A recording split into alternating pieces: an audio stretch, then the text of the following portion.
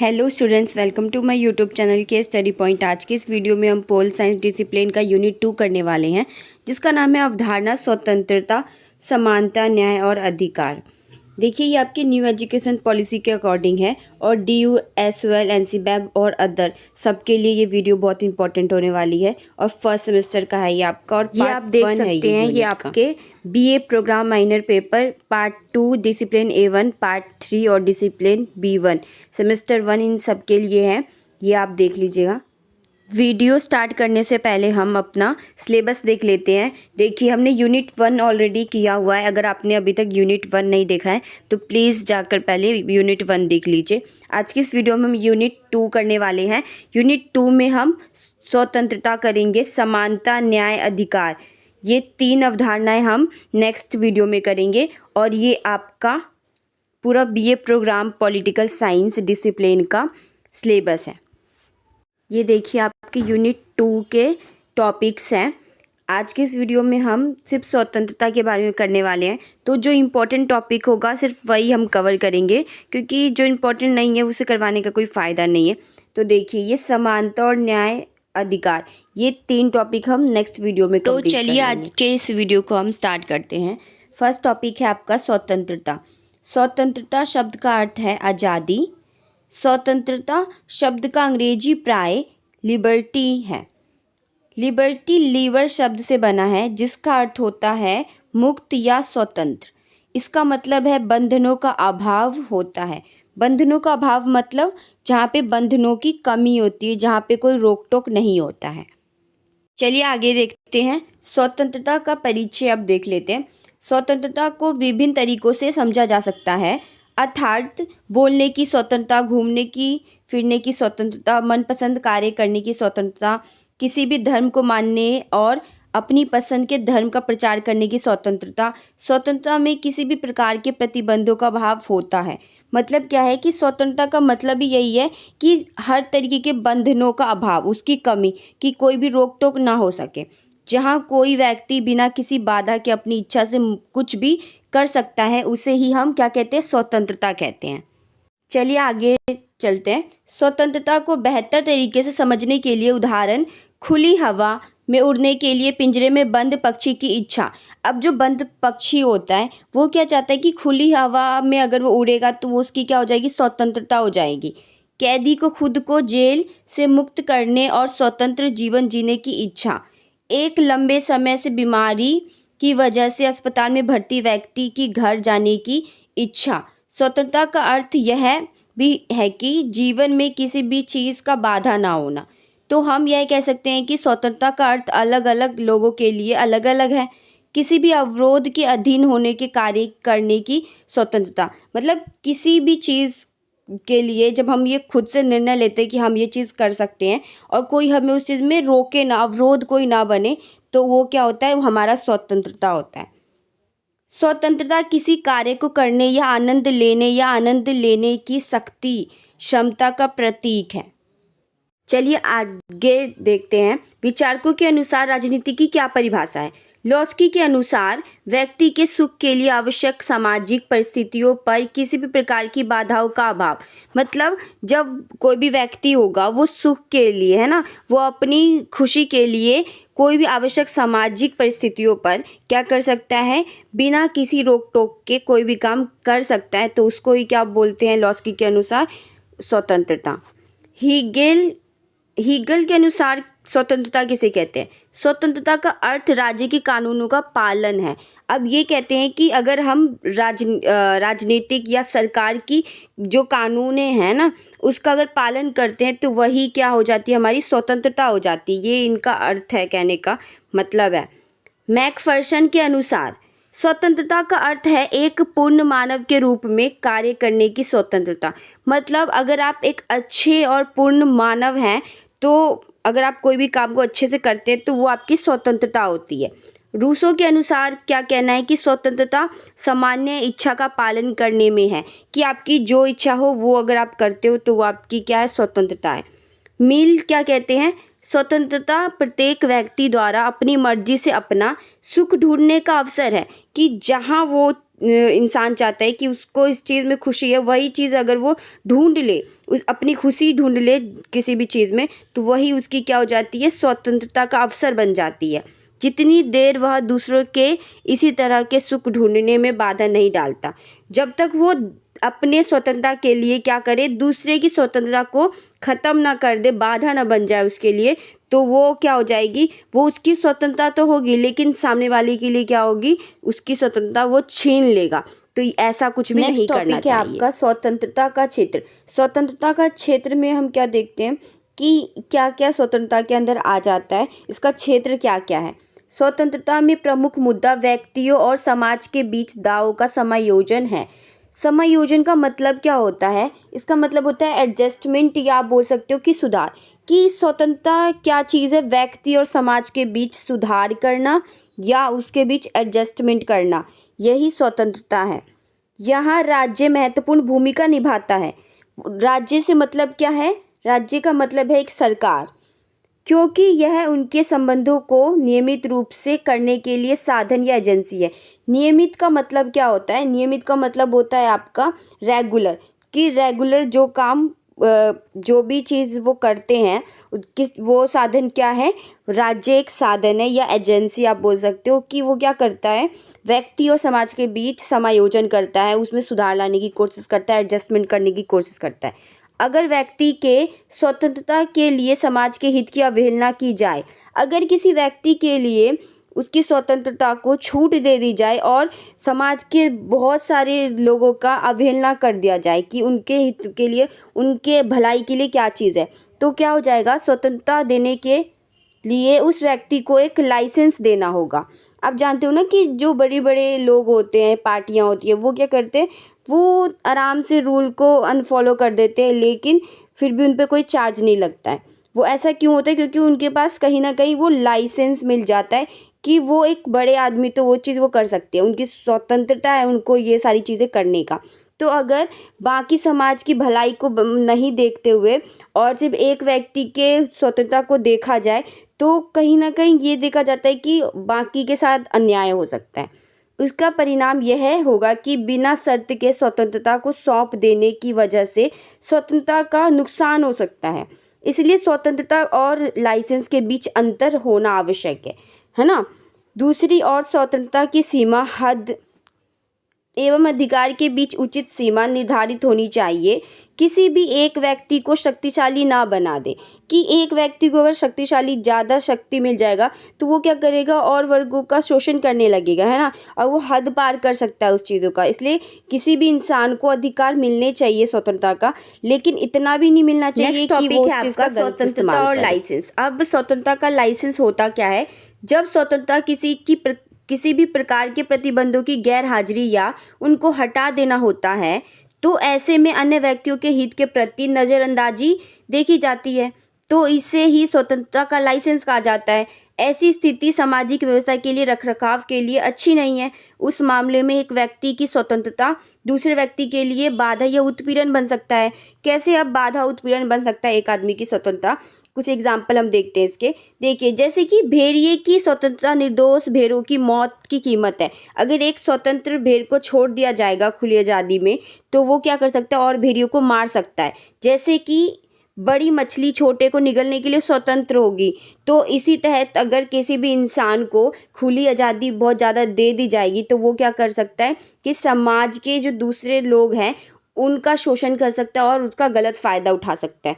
तो इससे बहुत बड़े बड़े क्राइम भी हो सकते हैं। तो ये सारी चीज़ें पे थोड़ा हमें जो अधिकार दिया गया है उसके हमें क्या करना चाहिए कि गलत फ़ायदा नहीं उठाना चाहिए और लोगों को इतना ही अधिकार देना चाहिए जितना उनको ज़रूरत है। आगे देखिए, स्वतंत्रता किसी एक व्यक्ति का विशेष अधिकार ना बने, उस मामले के लिए किसी समूह का विशेषाधिकार हर कीमत पर स्वतंत्रता इस तरीके की होनी चाहिए कि कोई भी व्यक्ति किसी दूसरे की आज़ादी को ख़त्म करने के लिए अपनी आज़ादी इस्तेमाल ना कर सके। अब बोला क्या है इसमें, बोला ये गया है कि अगर एक व्यक्ति या एक किसी विशेष समूह को इतना विशेष अधिकार दे दिया जाएगा कि वो उस चीज़ का क्या कर सकता है, गलत फ़ायदा उठा सकता है या किसी दूसरे की आज़ादी वो छीन सकता है, तो इतना भी किसी को विशेष अधिकार नहीं देना चाहिए। मिलना चाहिए, लेकिन क्या करना चाहिए, उसमें कुछ प्रतिबंध या कुछ उसमें लिमिटेशन लगा देना चाहिए।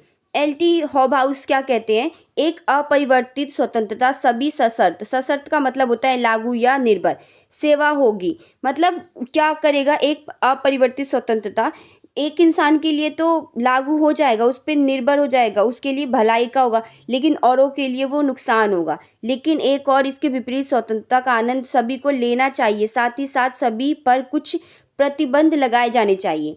मतलब यह है कि स्वतंत्रता सभी को होनी चाहिए और सभी को स्वतंत्रता का आनंद होना चाहिए, लेकिन साथ ही साथ स्वतंत्रता पर कुछ प्रतिबंध लगाना चाहिए। ऐसा ना हो कि वह स्वतंत्रता किसी व्यक्ति को अधिक मिल जाए और इसका नुकसान किसी और व्यक्ति को स्वतंत्रता के लाइसेंस के बारे में यर्नेस्ट बार्कर ने क्या कहा है, इस सिद्धांत को व्यापक सामाजिक आर्थिक संदर्भ में लागू करने की मांग की है। इन्होंने कहा है सामाजिक आर्थिक तौर पे इसको क्या कर देना चाहिए, लागू कर देना चाहिए। प्रत्येक के लिए स्वतंत्रता की आवश्यकता आवश्यक रूप से योग्य और सभी के लिए स्वतंत्रता की शर्त से है। क्या बोला इन्होंने कि मतलब यह है कि सभी के लिए स्वतंत्रता उसकी ज़रूरत के अनुसार होनी चाहिए तथा स्वतंत्रता की शर्त होनी चाहिए कि वह उसका गलत इस्तेमाल नहीं करेंगे। अब उदाहरण से हम समझते हैं, कार्य की शर्तों का निर्धारण करने के लिए पूंजी के कारखाना के मालिक की स्वतंत्रता, जिसका वह मालिक है, एक सापेक्ष, सापेक्ष का मतलब होता है जो दूसरे पर निर्भर होते हैं। जैसे जो मजदूर होता है वो मालिक पे निर्भर होता है, तो सापेक्ष का मतलब यही है, जिसे श्रमिक की स्वतंत्रता के लिए समायोजित किया जाना चाहिए ताकि वह ऐसी परिस्थितियों में अपना काम कर सके क्योंकि उसे अभी एक निःशुल्क एजेंट छोड़ दिया गया है और उसे काम की शर्तों के निर्धारित में एक हिस्सा भी दिया जाना चाहिए। मतलब अगर मालिक नहीं है तो मजदूर को इतनी स्वतंत्रता मिलनी चाहिए कि वो क्या कर सके, अपने मालिक के जब गैर हाजिरी में वो इस चीज़ को कर सके। तो हर एक के लिए स्वतंत्रता उसके योग्यता के अनुसार और उसकी ज़रूरत के अनुसार ही मिलना चाहिए, ऐसा कहना है यर्नेस्ट बार्कर का। नेक्स्ट टॉपिक है आपका स्वतंत्रता और अथॉरिटी। स्वतंत्रता और अथॉरिटी से आप क्या समझते हो? अथॉरिटी का मतलब होता है अधिकार। व्यक्तियों की स्वतंत्रता दूसरे द्वारा प्राप्त की जाने वाली सम्मान स्वतंत्रता के मद्देनजर रखते हुए मापी जानी चाहिए। क्या बोला है कि एक व्यक्ति की जो स्वतंत्रता होती है वो जरूरी नहीं है कि उसके लिए तो वो सम्मान की भावना है, लेकिन दूसरे का ऐसा ना हो कि अपमान हो जाए, तो उन दोनों के मद्देनजर रखते हुए ही मापी जानी चाहिए। दूसरे शब्दों में एक व्यक्ति की स्वतंत्रता को दूसरे व्यक्ति की स्वतंत्रता आनंद में बाधा नहीं बनना चाहिए, कि ऐसा ना हो कि एक व्यक्ति के लिए तो वो स्वतंत्रता है लेकिन दूसरे के लिए वो बाधा बन जाए स्वतंत्रता में। जैसा कि एक समझदार व्यक्ति के रूप में एक आदमी के लिए स्वतंत्रता की मांग की जाती है। यह इस प्रकार है कि स्वतंत्रता पुरुषों को उचित वस्तुओं तथा आदर्श वस्तुओं का पीछा करने में सक्षम करने के लिए है। यदि ऐसा करते हैं तो प्रत्येक व्यक्ति समाज की खुशी के लिए दूसरे की खुशी में अपनी खुशी ढूंढेगा। मतलब अगर हम स्वतंत्रता इसलिए दे सके कि वो समाज की भलाई करेगा, अगर कोई समझदार इंसान होगा तो वो उस चीज़ का गलत फ़ायदा नहीं उठाएगा, वो उस चीज़ का अच्छा फ़ायदा उठाएगा और क्या करेगा कि दूसरों की खुशी के लिए भी अवसर ढूंढेगा। आगे देखिए, अपने सामाजिक उद्देश्यों के संदर्भ में अधिकार व अथॉरिटी को अधिक सार्थक बनाने के लिए राज्य को अधिकार की सीमाओं को निर्धारित करना होगा कि स्वतंत्रता तो दे लेकिन क्या करे, उसमें कुछ अधिकार जो है उस पर सीमा लगा दिया जाए। एक राज्य के पास असीमित कानूनी शक्तियां हो सकती है। अगर एक राज्य के पास बहुत ज़्यादा अधिक शक्तियां दे दी जाएगी, असीमित का मतलब ही होता है अनलिमिटेड, बहुत सारी शक्तियां हो जाएगी, तो क्या हो जाएगा कि वो उस चीज़ का गलत फ़ायदा उठाने लगेगा, कहीं ना कहीं उसमें घमंड आने लग जाएगा। उदाहरण के लिए ब्रिटिश संसद को कानूनी रूप से सर्वशक्तिमान माना जाता है, लेकिन वास्तविक दुनिया में कोई भी राज्य असीमित शक्तियों का प्रयोग नहीं कर सकता है। अगर वो ऐसा करेगा तो वो भ्रष्टाचार और वो गलत चीज़ों का साथ देगा। के विभिन्न विचार, उदारवादी स्वतंत्रता की और मार्क्सवादी स्वतंत्रता की अवधारणाएं प्रमुख है। उदारवादी स्वतंत्रता की अवधारणा के विकास के दो चरण हैं, नकारात्मक स्वतंत्रता और सकारात्मक स्वतंत्रता। पिछले 300 सालों में समय और परिस्थितियों के अनुरूप स्वतंत्रता की धारणा में परिवर्तन आता रहा है। एडम स्मिथ से लेकर हॉबहाउस तक स्वतंत्रता की बदलती हुई धारणा पिछले 150 सालों के राजनीति के बारे में सोचने के लिए विचार नवीन को समझने का सही तरीका है। ऐसे परिवर्तन को हम नकारात्मक स्वतंत्रता तथा सकारात्मक स्वतंत्रता के नाम से जानते हैं। क्या बोला इसमें कि जो उदारवादी स्वतंत्रता है और मार्क्सवादी स्वतंत्रता है, इसकी अवधारणाएं बहुत प्रमुख है इसमें, और जो उदारवादी स्वतंत्रता है उससे ही नकारात्मक स्वतंत्रता और सकारात्मक स्वतंत्रता आया है, और ये 300 सालों तक इस धारणा का परिवर्तन जो है वो होता रहा है। तो एडम स्मिथ, हॉबहाउस और ये सारी चीज़ें क्या कहते हैं, इन सभी ने क्या किया, नए नए तरीक़ों से अपने अपने मत रखे हैं और इसको बताया है। टॉपिक है आपका नकारात्मक स्वतंत्रता। अब नकारात्मक स्वतंत्रता होता क्या है? इसका मतलब है ऐसी स्वतंत्रता जो बंधनों के बिना दी जाती है। नकारात्मक स्वतंत्रता का अर्थ है बाहरी बाधाओं की अनुपस्थिति। नकारात्मक स्वतंत्रता के समर्थकों में जॉन लॉक, एडम स्मिथ और हर्बर्ट स्पेंसर शामिल है। उनका विचार था कि राज्य की गतिविधि के क्षेत्र को संभव सीमाओं तक सीमित किया जाना चाहिए, कि कोई भी ऐसी बाधा ना आए कि वो अपने लक्ष्य को पूरा ना कर पाए। आगे देखिए, जॉन लॉक के अनुसार जीवन, स्वतंत्रता और संपत्ति के अधिकार मनुष्य के प्राकृतिक अधिकार है।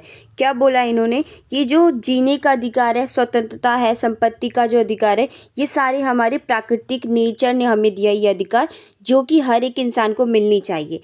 विधानमंडल या कार्यपालिका को इन अधिकारों पर प्रतिबंध लगाने की अनुमति नहीं दी जानी चाहिए, कि सरकार इन सब चीज़ों पे क्या नहीं कर सकता है, प्रतिबंध नहीं लगा सकता है।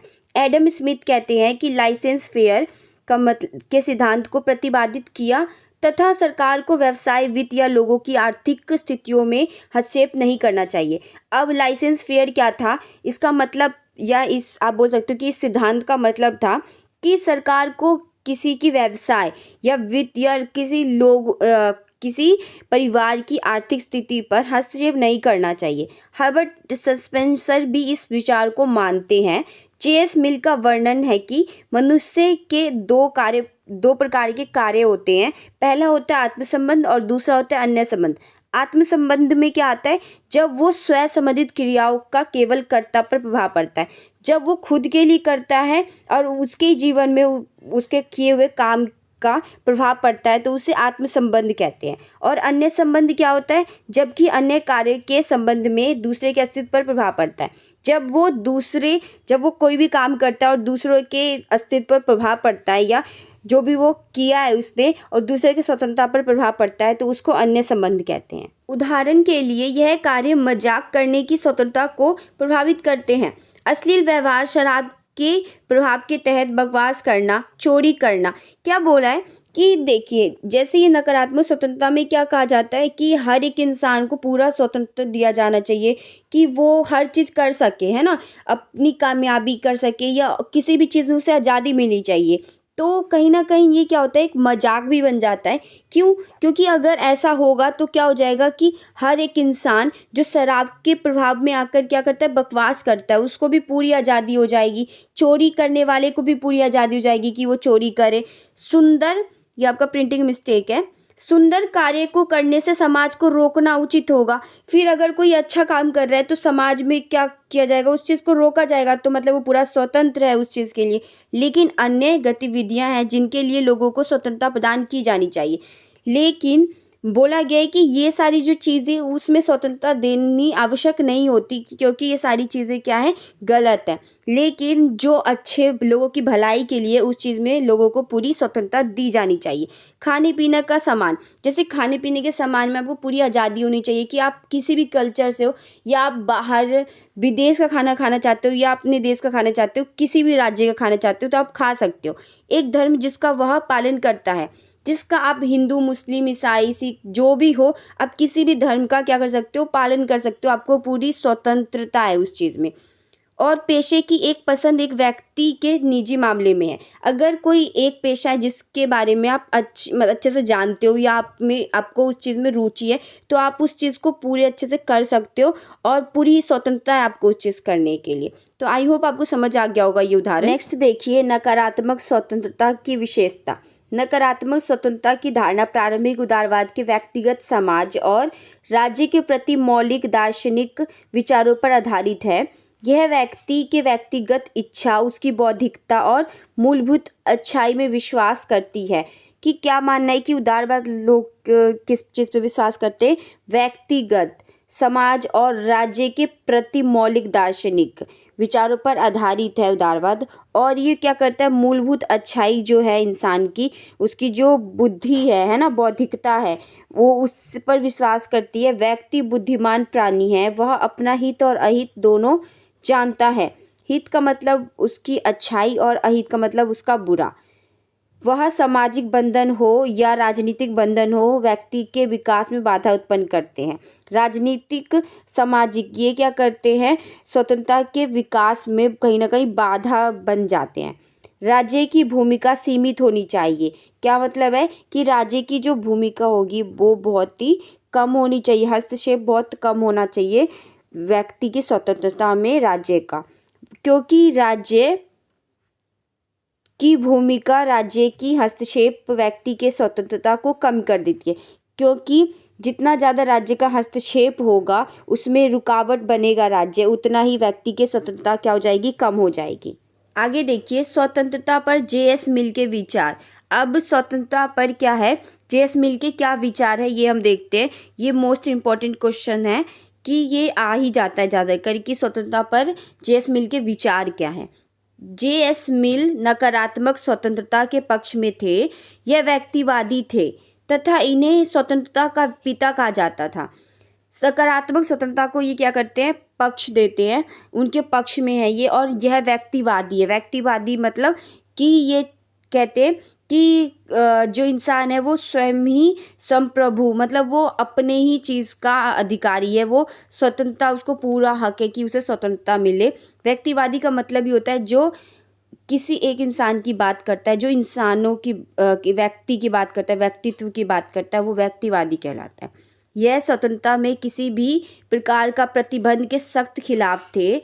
इनका मानना था कि स्वतंत्रता में कभी भी कोई प्रतिबंध व हस्तक्षेप नहीं होना चाहिए। जे.एस. मिल के विचार के बारे में उनकी पुस्तक ऑन लिबर्टी से जानकारी मिलती है, इनकी विचारों के बारे में। इस पुस्तक में उन्होंने स्वतंत्रता के बारे में दो प्रकार से बताया है। पहला यह है कि व्यक्ति के किसी भी कार्य में किसी का हस्तक्षेप नहीं होना चाहिए। आगे देखिए, जे.एस. मिल के अनुसार अपने आप पर, अपने कार्यों पर तथा अपने विचारों पर व्यक्ति अपना स्वयं संप्रभु है। जे.एस. मिल का यह भी कहना है कि अगर व्यक्ति का कोई भी काम दूसरे व्यक्ति के लिए नुकसानदायक नहीं है तो उस पर प्रतिबंध लगाना सही नहीं है। दूसरा विचार यह है कि व्यक्ति उन कार्य को नहीं कर सकता है जिससे दूसरों को नुकसान पहुंचे। क्या कहने का मतलब है जे.एस. मिल का? इनका कहने का मतलब है कि जब तक इंसान स्वतंत्रता के पक्ष में काम कर सकता है, जब तक कि वो दूसरे के लिए बाधा ना बन जाए, कि अगर वो दूसरे के लिए बाधा बन जाता है तो वो उस कार्य को नहीं कर सकता है। जैसे इन्होंने बोला है, अपने आप पर, अपने कार्यों पर तथा अपने विचारों पर व्यक्ति अपना स्वयं संप्रभु है। मतलब वो जो भी काम करता है उस पे उसका पूरा अधिकार है कि वो उस काम को करे, उसका पूरा उस पे संप्रभु है। जे.एस. मिल क्या कहते हैं कि दूसरे व्यक्ति के लिए नुकसानदायक ना हो, कि कोई भी काम अगर वो कर रहा है लेकिन दूसरे के लिए क्या हो जाए, वो नुकसानदायक ना हो जाए, तो ये कार्य करने के लिए वो प्रतिबंध लगाते हैं कि ऐसा कार्य नहीं करना चाहिए। आगे देखिए, व्यक्ति उन सब कार्य को कर सकता है जिसे वह करना चाहता है, लेकिन व्यक्ति वही कार्य कर सकता है जिसके करने से दूसरों पर उसका बुरा प्रभाव न पड़े। इससे यह पता चलता है कि व्यक्ति को अच्छे कार्य करने की स्वतंत्रता है। इस प्रकार जे.एस. मिल का स्वतंत्रता से यह मतलब है कि करने योग्य कार्य को करने और ना करने योग्य कार्य को ना करने से, तथा इसमें सरकार को रोक लगाना चाहिए। आगे देखिए, व्यक्ति उन सब कार्य को कर सकता है जिसे वह करना चाहता है, लेकिन व्यक्ति वही कार्य कर सकता है जिसके करने से दूसरों पर उसका बुरा प्रभाव न पड़े। इससे यह पता चलता है कि व्यक्ति को अच्छे कार्य करने की स्वतंत्रता है। इस प्रकार जे.एस. मिल का स्वतंत्रता से यह मतलब है कि करने योग्य कार्य को करने और ना करने योग्य कार्य को ना करने से है, तथा इसमें सरकार को रोक लगाना चाहिए। मतलब जो कार्य अच्छा है, जो कार्य ऐसा है कि हम कर सकते हैं, उस कार्य को करने के लिए कहते हैं जे.एस. मिल। और जो कार्य नहीं किया जा सकता, मतलब वो गलत है कहीं ना कहीं समाज के लिए, तो उस कार्य पर राज्य को या सरकार को क्या करना चाहिए, रोक लगाना चाहिए। आगे देखिए, जे.एस. मिल के अनुसार अगर व्यक्ति को स्वतंत्र छोड़ दिया जाए तो उसके मस्तिष्क का विकास होगा। क्या कहते हैं ये कि अगर व्यक्ति को स्वतंत्र छोड़ दिया जाएगा तो कहीं न कहीं उसके माइंड का डेवलप हो जाएगा। क्यों होगा? उसकी आत्मा का विकास हो जाएगा। ऐसा एक अच्छा नागरिक बनेगा और क्या होगा? वो एक अच्छा नागरिक बनेगा क्योंकि वो कहीं न कहीं स्वतंत्र होगा हर चीज़ के लिए, तो उसका माइंड फ्री रहेगा और वो एक अच्छा नागरिक बन सकेगा। जे.एस. मिल ने कार्य को 2 भाग में बाँटा है। पहला है स्व-विषयक कार्य। स्व-विषयक कार्य से मतलब क्या है? इसमें वह कार्य आता है जिसका प्रभाव उसी पर पड़ता है जिसने उस कार्य को किया है। उदाहरण के लिए नहाना, पढ़ना, खाना बनाना आदि। मतलब क्या है कि ये सारे जो कार्य स्व-विषयक का मतलब ही यही होता है कि ऐसा कार्य जिससे करने पे क्या हो, सिर्फ़ उसी को फ़र्क पड़े, दूसरे पे कोई उस चीज़ का प्रभाव ना पड़े, तो वो स्व-विषयक कार्य कहलाता है। दूसरा कार्य क्या है? पर-विषयक कार्य। पर-विषयक कार्य का मतलब होता है इसमें वह कार्य आता है जिसका प्रभाव किसी दूसरे व्यक्ति पर पड़ता है तथा इसे सामाजिक कार्य भी कहते हैं। उदाहरण के लिए घर जला देना, चोरी करना, लड़ाई करना आदि। मतलब पर विषय कार्य का मतलब ही यही चीज़ है कि ऐसा कार्य करने पर जब दूसरे पर उस चीज़ का प्रभाव देखा जाए तो वो हो जाता है आपका पर विषय कार्य। देखिए, जे.एस. मिल के अनुसार कब व्यक्ति की स्वतंत्रता में हस्तक्षेप करनी चाहिए। तो जे.एस. मिल क्या कहते हैं कि कब किसी व्यक्ति की स्वतंत्रता में राज्य क्या कर सकता है? हस्तक्षेप कर सकता है। हस्तक्षेप का मतलब क्या होता है? किसी भी चीज़ में अगर सरकार या समाज क्या करता है? अड़ंगा लगाता है या उसको रोकने की कोशिश करता है, उस पे प्रतिबंध लगाता है, तो वो हस्तक्षेप कहलाता है। फर्स्ट देखिए, अगर किसी व्यक्ति की स्वतंत्रता दूसरे व्यक्ति के लिए खतरा बन जाए। अगर एक इंसान है और वो स्वतंत्र है किसी भी चीज़ को करने के लिए और वो ऐसा काम कर रहा है जिससे दूसरे व्यक्ति को कहीं न कहीं नुकसान या खतरा हो रहा है, तो वो चीज़ में क्या कर सकता है? समाज या सरकार क्या कर सकता है? उसमें हस्तक्षेप लगा सकता है, उसको रोक सकता है। सेकंड देखिए, अगर उस व्यक्ति की स्वतंत्रता राज्य के लिए खतरा बन जाए, अगर उस सरकार के लिए खतरा बन रहा है उस व्यक्ति की स्वतंत्रता, तो उसमें भी राज्य क्या कर सकता है? ये सरकार क्या कर सकती है? उस पे प्रतिबंध लगा सकती है, हस्तक्षेप कर सकती है।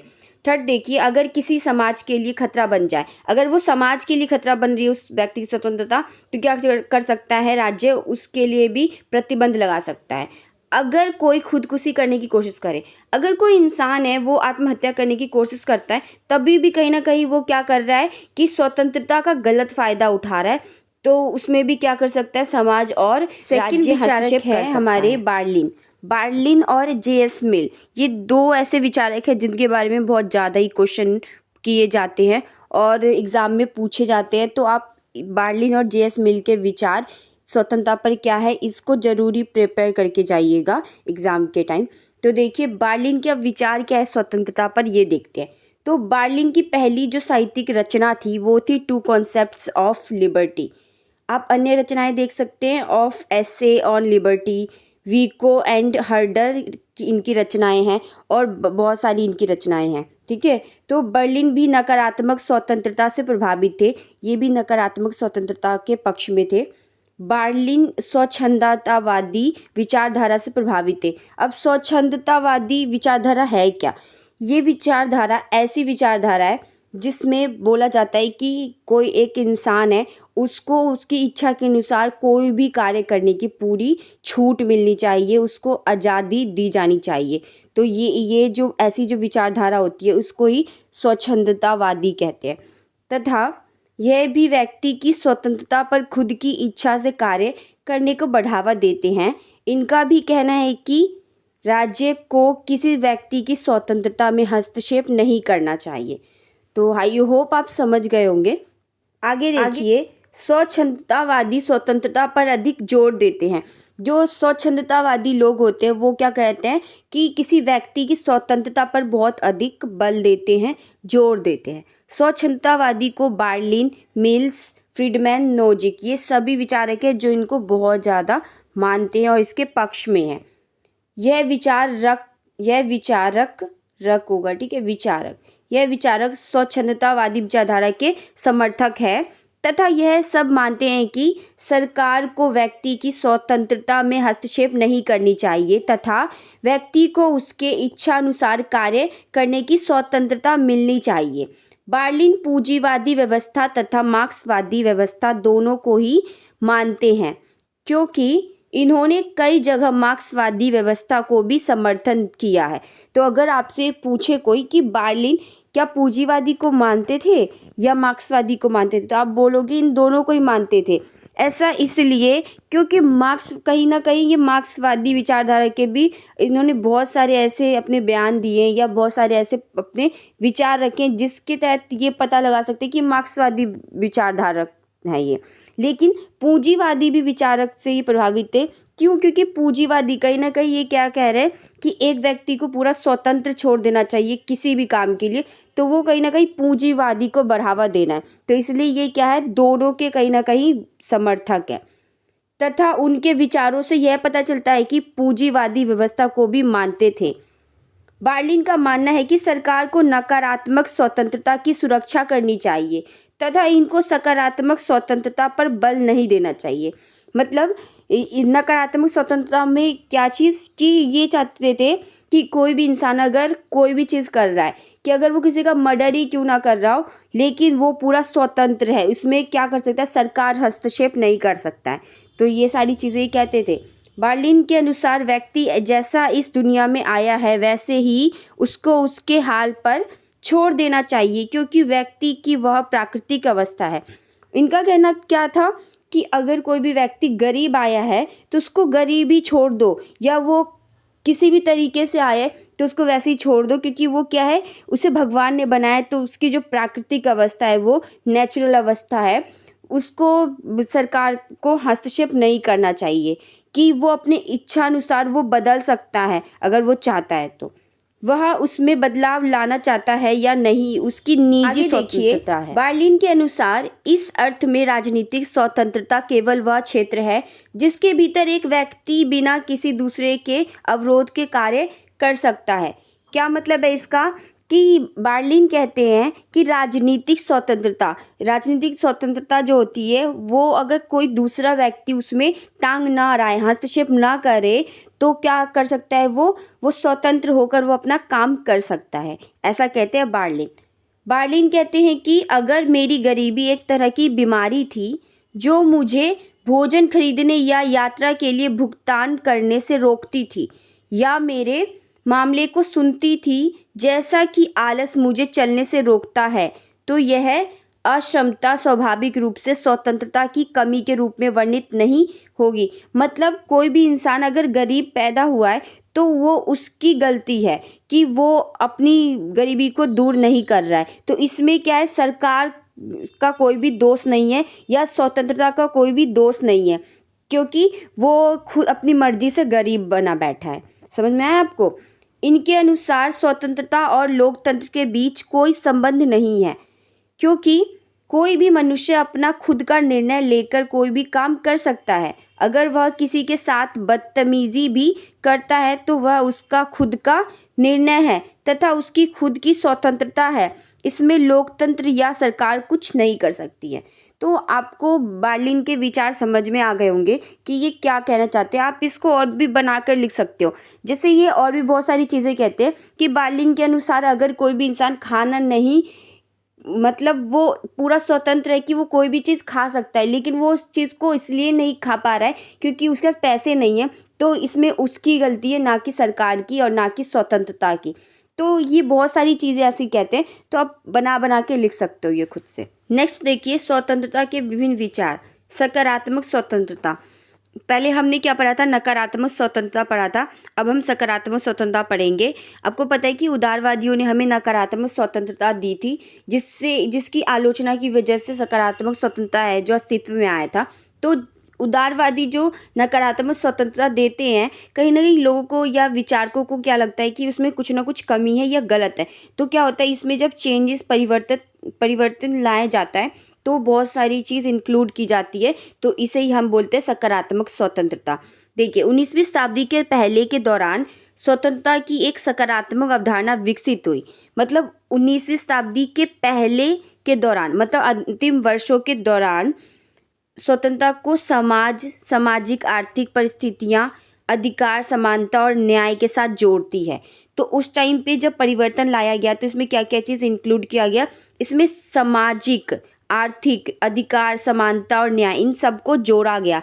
मतलब पहले नकारात्मक स्वतंत्रता में हमने क्या देखा कि सिर्फ व्यक्ति की बात हो रही थी, व्यक्ति की स्वतंत्रता की बात हो रही थी, लेकिन अब जो सकारात्मक स्वतंत्रता है उसके अंदर समाज की स्वतंत्रता की बात की जा रही है। समूह में जो व्यक्ति रहते हैं पूरे समाज की स्वतंत्रता तथा उसकी आर्थिक, अधिकार, समानता, न्याय इन सबको क्या किया जा रहा है, इसमें जोड़ा जा रहा है और फिर जाके कहीं ना कहीं हम देखते हैं सकारात्मक स्वतंत्रता हमें दिखता है। यह व्यक्ति और समाज की उस परिवर्तित अवधारणा पर आधारित है जो समाजवादी तथा उदारवादी लेखकों की आलोचना के परिणाम स्वरूप अस्तित्व में आया।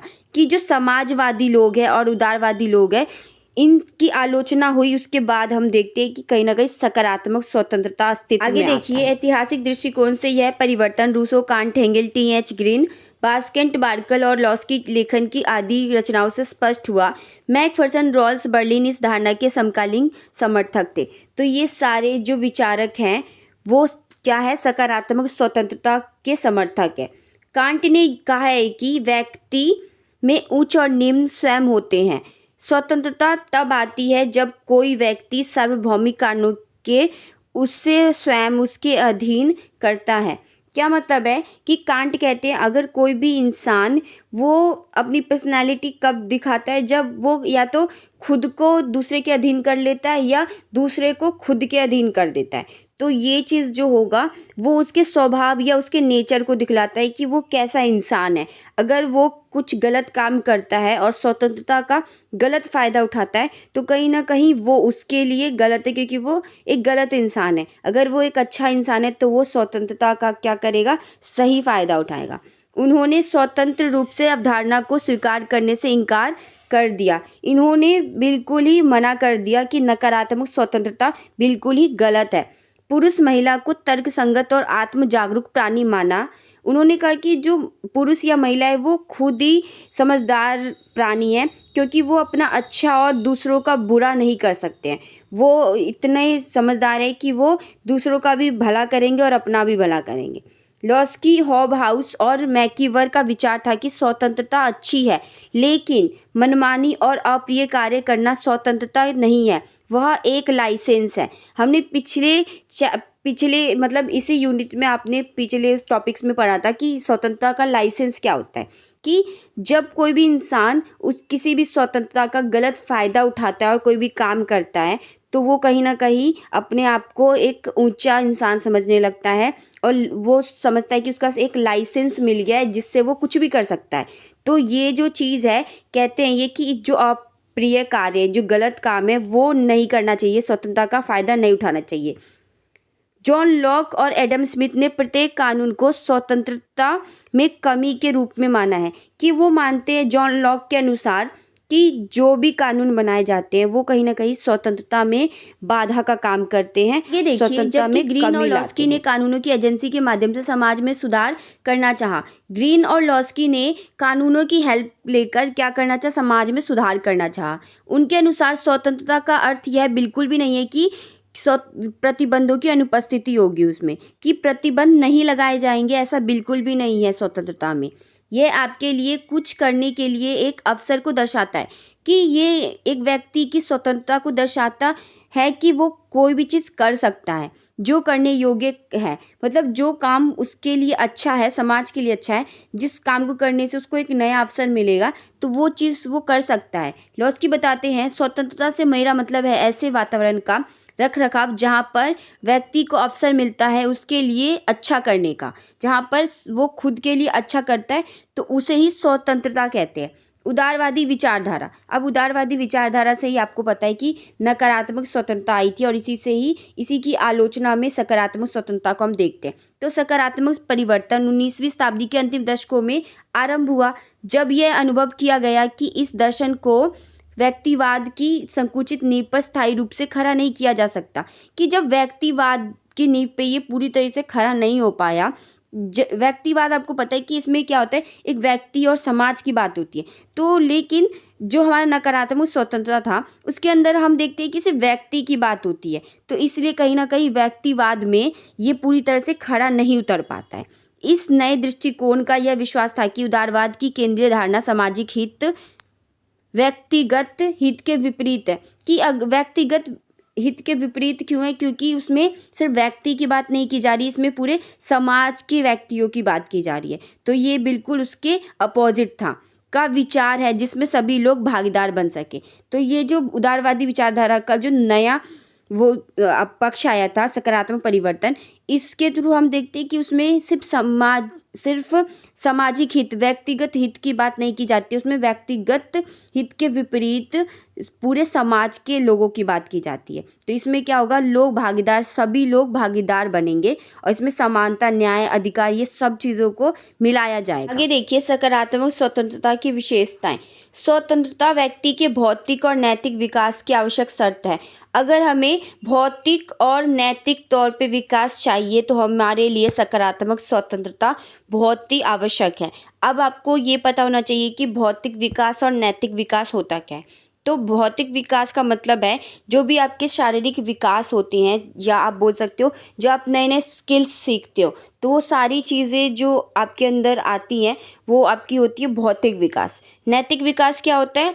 जैसे आपके व्यवहार में परिवर्तन आता है, आप कैसे किसी से बात करते हो, आपको गुस्सा कितना आ रहा है, आप अपने फैमिली मेम्बर्स के साथ कैसे बात करते हो, ये सारी चीज़ें नैतिक विकास में आता है।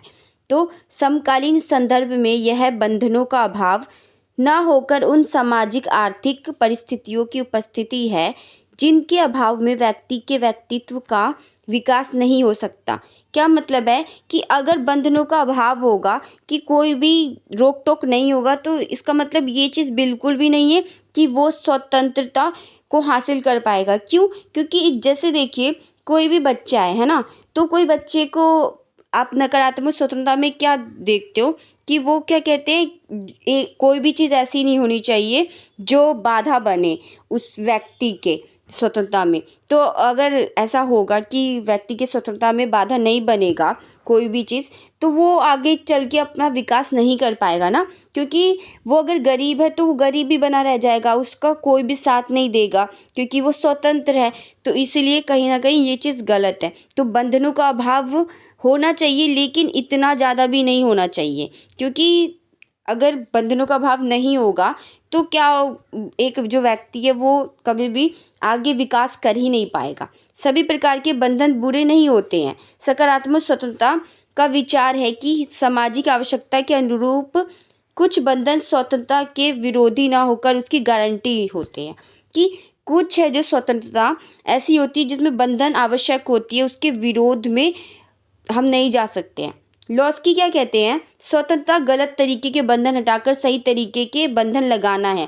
कि अगर कोई गलत तरीके का बंधन लगाया जा रहा है, मतलब राज्य कुछ गलत काम कर रहा है, उस स्वतंत्रता मतलब वो स्वतंत्र रूप से सही काम कर रहा है कि वो चीज़ को कर सकता है, लेकिन फिर भी अगर राज्य क्या कर रहा है, सरकार क्या कर रहा है, उस चीज़ में अड़ंगा अड़ा रहा है, तो वो कहीं ना कहीं गलत है। लेकिन अगर सरकार उसकी हेल्प कर रहा है तो वो बिल्कुल सही है।